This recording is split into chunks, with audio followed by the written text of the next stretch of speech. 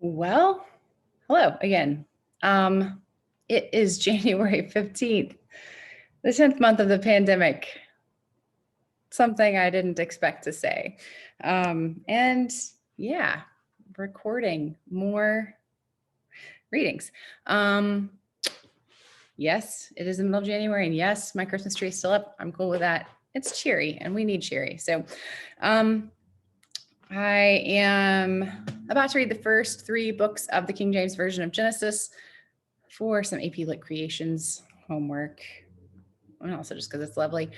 Right. I don't know what else to say, except like I'm going to get started. So here we go. In the beginning, God created the heaven and the earth was without form and void, and darkness was upon the face of the deep. And the Spirit of God moved upon the face of the waters. And God said, "Let there be light," and there was light. And God saw the light, that it was good, and God divided the light from the darkness. And God called the light day, and the darkness he called night. And the evening and the morning were the first day. And God said, "Let there be a firmament in the midst of the waters, and let it divide the waters from the waters. And God made the firmament and divided the waters which were under the firmament from the waters which were above the firmament. And it was so. And God called the firmament heaven, and the evening and the morning were the second day. And God said, "Let the waters under the heaven be gathered together unto one place, and let the dry land appear." And it was so. And God called the dry land earth, and the gathering together of the waters called he seas.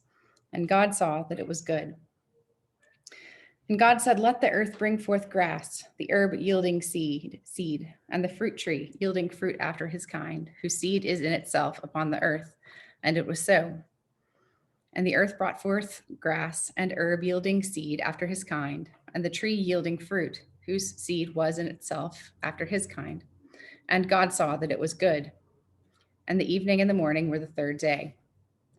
And God said, "Let there be lights in the firmament of the heaven to divide the day from the night, and let them be for signs and for seasons and for days and years. And let them be for lights in the firmament of heaven to give light upon the earth." And it was so. And God made 2 great lights, the greater light to rule the day, and the lesser light to rule the night. And he made the stars also. And God set them in the firmament of the heaven to give light upon the earth, and to rule over the day and over the night, and to divide the light from the darkness. And God saw that it was good. And the evening and the morning were the fourth day. And God said, "Let the waters bring forth abundantly the moving creature that hath life, and fowl that may fly above the air in the open firmament of heaven." And God created great whales, and every living creature that moveth, which the waters brought forth abundantly after their kind, and every winged fowl after his kind. And God saw that it was good. And God blessed them, saying, "Be fruitful and multiply, and fill the waters and the seas, and let fowl multiply in the earth." And the evening and the morning were the fifth day. And God said, "Let the earth bring forth the living creature after his kind, cattle and creeping thing, and beast of the earth after his kind." And it was so. And God made the beasts of the earth after his kind, and cattle after their kind, and everything that creepeth upon this earth after his kind. And God saw that it was good. And God said, "Let us make man in our image, after our likeness, and let them have dominion over the fish of the sea, and over the fowl of the air, and over the cattle, and over all the earth, and over every creeping thing that creepeth upon the earth." Creeping thing that creepeth. So God created man in his own image. In the image of God created he him. Male and female created he them. And God blessed them, and God said unto them, "Be fruitful and multiply, and replenish the earth, and subdue it, and have dominion over the fish of the sea, and over the fowl of the air, and over every living thing that moveth upon the earth." And God said, "Behold, I have given you every herb bearing seed which is upon the face of all the earth, and every tree in the which is the fruit of a tree yielding seed. To you it shall be for meat. And to every beast of the earth, and to every fowl of the earth, and to everything that creepeth upon the earth, wherein there is life, I have given every green herb for meat." And it was so. And God saw everything that he made, and behold, it was very good. And the evening and the morning were the sixth day. Chapter 2. Thus the heavens and the earth were finished, and all the host of them. I'm having this weird notion too that that here is this little thing that creepeth upon the earth that wants to hear of his own creation, sort of like Adam and Eve want to hear their own creation from Michael in Paradise Lost. Anyway, chapter 2, thus the heavens and the earth were finished and all the hosts of them. And on the seventh day, God ended his work which he had made, and he rested on the seventh day from all his work which he had made. And God blessed the seventh day and sanctified it, because that in it he had rested from all his work which God created and made. These are the generations of the heavens and of the earth when they were created, in the day that the Lord God made the earth and the heavens, and every plant of the field before it was in the earth, and every herb of the field before it grew. For the Lord God had not caused it to rain upon the earth, and there was not a man to till the ground. But there went up a mist from the earth, and watered the whole face of the ground. And the Lord God formed man of the dust of the ground, and breathed into his nostrils the breath of life, and man became a living soul. And the Lord God planted a garden eastward in Eden, and there he put the man whom he had formed.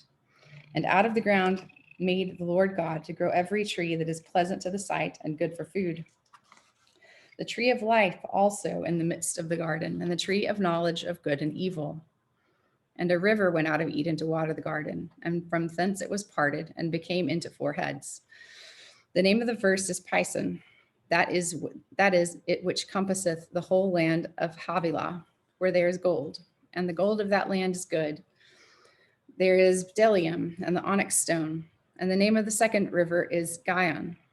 The same is it that compasseth the whole land of Ethiopia. And the name of the third river is Hiddekel. That is it which goeth toward the east of Assyria. And the fourth river is Euphrates. And the Lord God took the man and put him into the garden of Eden to dress it and to keep it. And the Lord God commanded the man, saying, of every tree of the garden thou mayest freely eat, but of the tree of the knowledge of good and evil thou shalt not eat of it. For in the day that thou eatest thereof thou shalt surely die. And the Lord God said, it is not good that the man should be alone. I will make him an helpmeet for him. And out of the ground the Lord God formed every beast of the field and every fowl of the air, and brought them unto Adam to see what he would call them. And whatsoever Adam called every living creature, that was the name thereof. And Adam gave names to all cattle, and to the fowl of the air, and to every beast of the field. But for Adam there was not found an helpmeet for him. And the Lord God caused a deep sleep to fall upon Adam, and he slept. And he took one of his ribs and closed up the flesh instead thereof. And the rib which the Lord God had taken from man made he a woman, and brought her unto the man. And Adam said, this is now bone of my bones and flesh of my flesh. She shall be called woman, because she was taken out of man. Therefore shall a man leave his father and his mother, and shall cleave unto his wife, and they shall be one flesh. And they were both naked, the man and his wife, and were not ashamed. Chapter 3. Now the serpent was more subtle than any beast of the field which the Lord God had made. And he said unto the woman, yea, hath God said, ye shall not eat of every tree of the garden? And the woman said unto the serpent, we may eat of the fruit of the trees of the garden. But of the fruit of the tree which is in the midst of the garden, God hath said, ye shall not eat of it, neither shall ye touch it, lest ye die. And the serpent said unto the woman, ye shall not surely die. For God doth know that in the day ye eat thereof, then your eyes shall be opened, and ye shall be as gods, knowing good and evil. And when the woman saw that the tree was good for food, and that it was pleasant to the eyes, and a tree to be desired to make one wise, she took of the fruit thereof, and did eat, and gave also unto her husband with her, and he did eat. And the eyes of them both were opened, and they knew that they were naked. And they sewed fig leaves together, and made themselves aprons. And they heard the voice of the Lord God walking in the garden in the cool of the day. And Adam and his wife hid themselves from the presence of the Lord God amongst the trees of the garden. And the Lord God called unto Adam and said unto him, where art thou? And he said, I heard thy voice in the garden, and I was afraid, because I was naked, and I hid myself. And he said, who told thee thou wast naked? Hast thou eaten of the tree whereof I commanded thee that thou shouldst not eat? And the man said, the woman whom thou gavest to be with me, she gave me of the tree, and I did eat. And the Lord God said unto the woman, what is this that thou hast done? And the woman said, The serpent beguiled me, and I did eat.